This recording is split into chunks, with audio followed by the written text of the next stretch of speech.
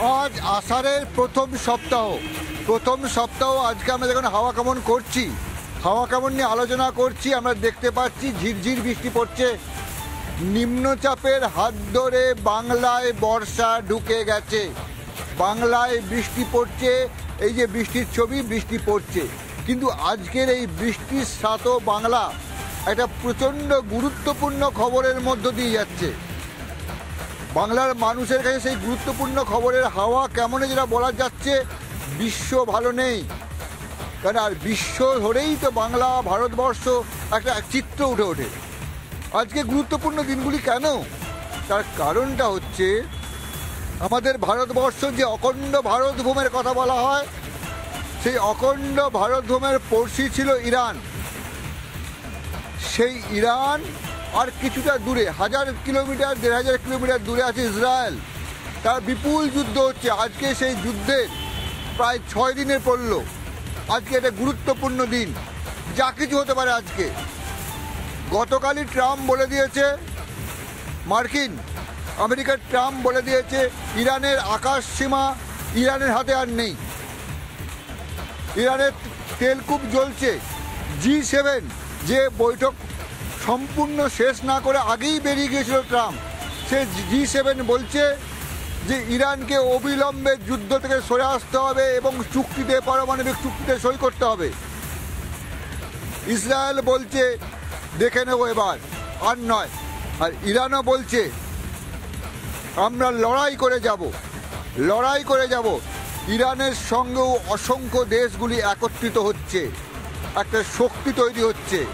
যেমন ইসরায়েলের সঙ্গে G7 আমেরিকা আছে, ইরানের সঙ্গেও অনেক দেশ একত্রিত হচ্ছে। তারা ইরানের সপক্ষে কথা বলছে। ইরান এবং ইসরায়েল যুদ্ধ কিন্তু একটা অশনি সংকেত। ঠিক একই দিকে কয়েক বছর ধরে যে যুদ্ধ চলছে রাশিয়া আর ইউক্রেনের মধ্যে, সেই ইউক্রেনের কিভে রাশিয়া কালকে বিপুল হামলা চালিয়েছে। 15 জনের মধ্যে নিহত হওয়ার খবর আসছে।